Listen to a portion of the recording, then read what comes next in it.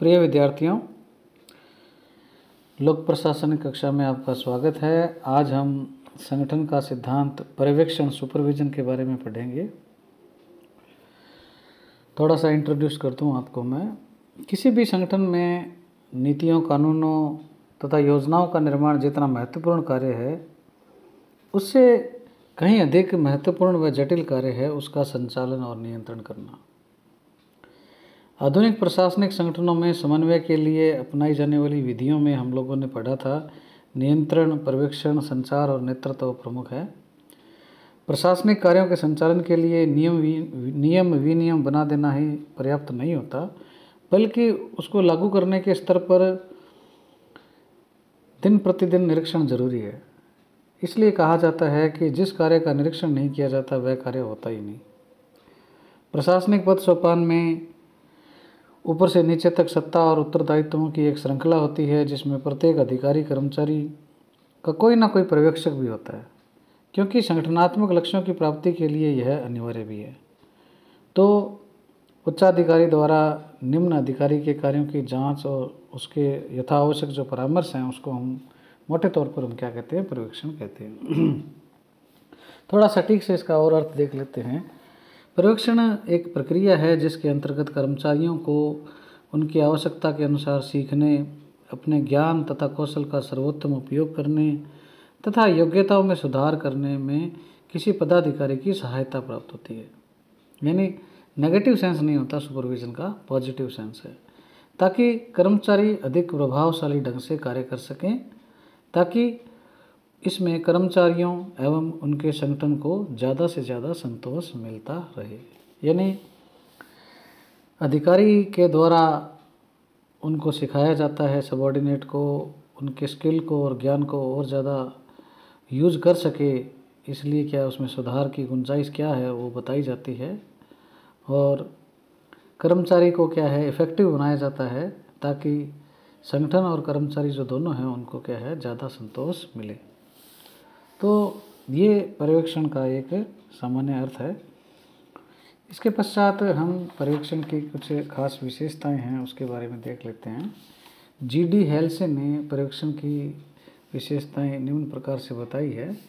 वो कहते हैं कि यह एक क्या है, सतत प्रक्रिया है, और सतत का मतलब यही है कि निरंतर चलने वाली प्रक्रिया है। सुपरविजन कंटिन्यूअस होना चाहिए। यह दोहरी प्रक्रिया है। क्यों? क्योंकि इसमें एक और दिशा निर्देश दिए जाते हैं, दूसरी ओर दूसरों के कार्य का निरीक्षण भी किया जाता है, यानी निरीक्षण के साथ साथ सिखाया भी जाता है। तीसरी खास बात इसकी ये है कि संगठन के लक्ष्यों की प्राप्ति, अनुशासन व समन्वय की स्थापना तथा कार्मिकों की सहायता इससे क्या है प्राप्त की जाती है। यानी पर्यवेक्षण का उद्देश्य क्या है, अनुशासन और समन्वय की स्थापना करना है और कार्मिकों की सहायता भी करना है। यह एक क्या है, व्यापक अवधारणा है।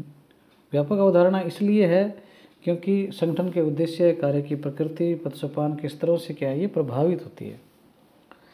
मान लीजिए किसी कारखाने में कार्य करने वाले श्रमिकों तथा किसी कार्यालय में कार्यरत लिपिक का पर्यवेक्षण बिल्कुल अलग प्रकृति का होता है। इसी प्रकार कुशल व्यावसायिक तथा विशेषज्ञ का पर्यवेक्षण एक अकुशल कार्मिक से अलग होगा।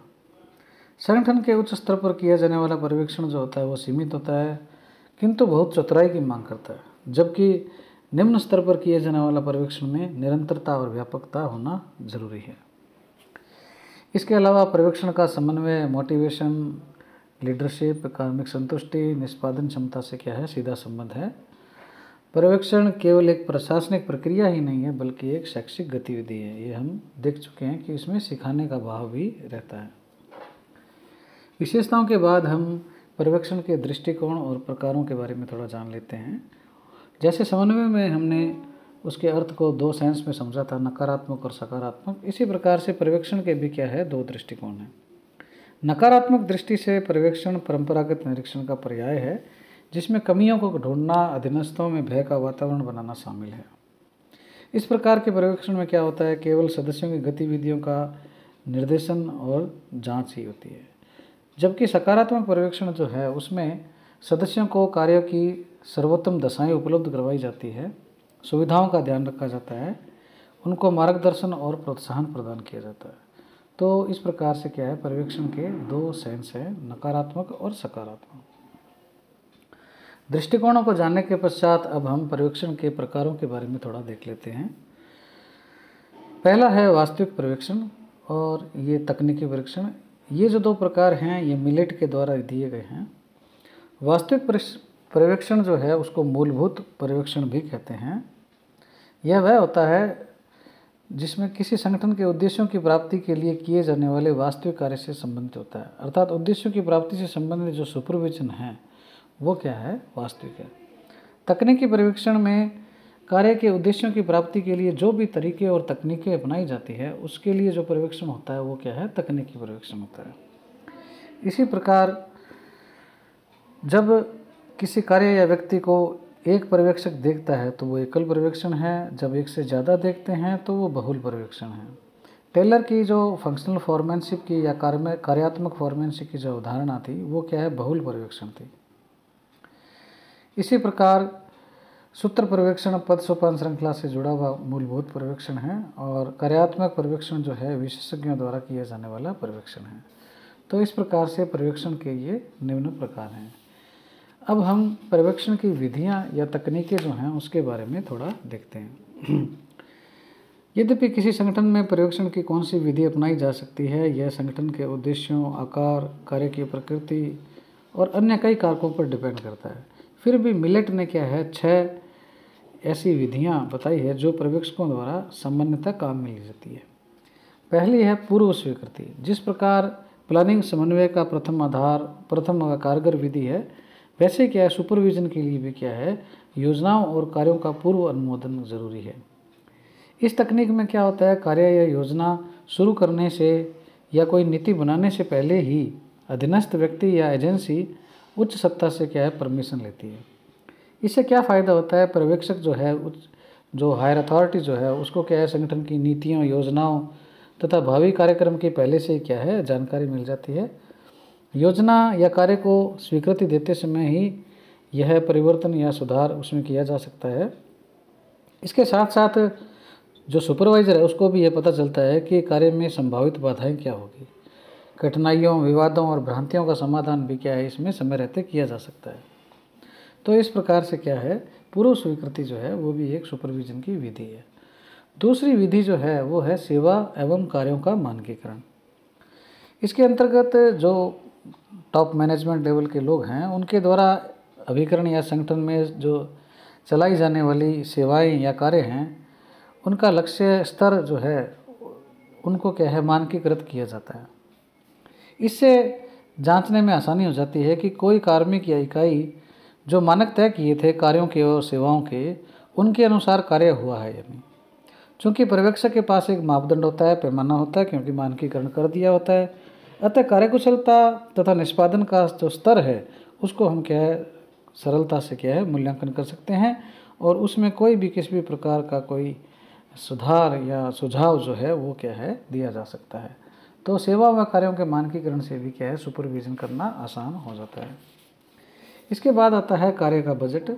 पर्यवेक्षण की यह भी एक प्रभावी तकनीक है। इसमें क्या है उच्च प्रबंधकों द्वारा निम्न स्तरीय इकाइयों पर क्या है सरलता से नियंत्रण किया जा सकता है। बजट अपने आप में भी क्या नियंत्रण का एक औजार है और बजट के द्वारा क्या होता है निम्न स्तरीय इकाइयों के विभिन्न कार्यों और गतिविधियों के लिए क्या है आवश्यक धन राशि की मात्रा निश्चित कर देते हैं। कोई भी ये जो मात्रा तय की गई है उससे ज़्यादा खर्च नहीं कर सकता और न ही किसी दूसरे कार्य के लिए बजट उपयोग कर सकता है। यह एक ऐसी विधि है जिसमें केंद्रीय नियंत्रण की व्यवस्था पर कोई विपरीत प्रभाव डाले बिना स्थानीय स्तर की पहल को भी क्या है प्रोत्साहित किया जा सकता है। तो इस प्रकार से बजट की जो सीमा है वो भी क्या है सुपरविजन की एक तकनीक है। इसके बाद आता है कार्मिकों की स्वीकृति। सरकारी एजेंसी में कोई भी संस्था अपने सभी प्रकार के कार्मिकों की भर्ती और नियुक्ति के क्रम में स्वतंत्रता प्राप्त नहीं होती। उनको कार्मिकों का चयन और नियुक्ति की जो स्वीकृति के जो अधिकार हैं वो प्राय क्या उच्च स्तरीय सत्ता में रहते हैं। अधीनस्थ संगठनों पर नियंत्रण की इस विधि से अनावश्यक व्यय और पक्षपात पर अंकुश लगाया जा सकता है। कार्य संचालन से जुड़े संगठनों को केवल अधीनस्थ व निम्न स्तरीय कार्मिकों की भर्ती की स्वीकृति दी जा सकती है। ज़्यादातर उच्च स्तरीय व प्रशासनिक श्रेणी के जो पद होते हैं वो केंद्रीय एजेंसियां जो होती है, भर्ती की एजेंसियां, जैसे लोक सेवा आयोग है, जैसे भारत में केंद्रीय स्तर पर संघ लोक सेवा आयोग है और राज्य पर हमारे यहाँ राजस्थान लोक सेवा आयोग है, उनके द्वारा भरे जाते हैं। जो भी नियुक्तियाँ, पदोन्नतियाँ, कार्मिक सेवा सुधार संबंधी आदेश हैं अधीनस्थ संगठनों द्वारा दिए जाते हैं, उनकी स्वीकृति भी क्या है, हायर अथॉरिटी से होती है। तो इस प्रकार से कार्मिकों की स्वीकृति के द्वारा भी क्या है, सुपरविजन किया जाता है। रिपोर्टिंग जो है, प्रतिवेदन जो है, इसमें उच्च स्तरीय सत्ता या प्रबंधकों के द्वारा कार्य की प्रगति या संगठनात्मक गतिविधियों से अवगत कराने की एक ये लोकप्रिय तकनीक है। रिपोर्ट मांग लेते हैं उनसे के ऊपर के जो अधिकारी हैं, वो रिपोर्ट इनकी दैनिक भी हो सकती है, साप्ताहिक हो सकती है, मासिक, पाक्षिक, त्रैमासिक, छमाही, वार्षिक या कोई विशेष रिपोर्ट भी हो सकती है। और उस रिपोर्ट से क्या है, उनको किए गए कार्य की वास्तविक जानकारी मिल जाती है, परफॉर्मेंस का पता चल जाता है, उनका वो मूल्यांकन कर लेते हैं और संगठन की जो प्रमुख गतिविधियाँ, उपलब्धियाँ हैं, उन पर भी क्या है, चर्चा हो जाती है। तो ये भी एक सुपरविजन का एक माध्यम या तकनीक है। अंत में निरीक्षण या जांच पड़ताल भी एक प्राचीनतम तकनीक है। निरीक्षण का उद्देश्य यही देखना होती है कि अधीनस्थ इकाइयाँ निर्धारित मानकों, नियमों या कार्यविधियों के अनुसार कार्य कर रही है नहीं, अधीनस्थ इकाइयों का कार्य निष्पादन मुख्यालय या उच्चतर की अपेक्षाओं के अनुरूप है या नहीं। उच्चाधिकारी या सुपरवाइजर स्वयं जाकर भी किसी कार्यालय एवं कार्मिक का निरीक्षण कर वस्तु स्थिति का पता लगा सकता है। तो इस प्रकार से निरीक्षण के द्वारा भी हम सुपरविजन कर सकते हैं।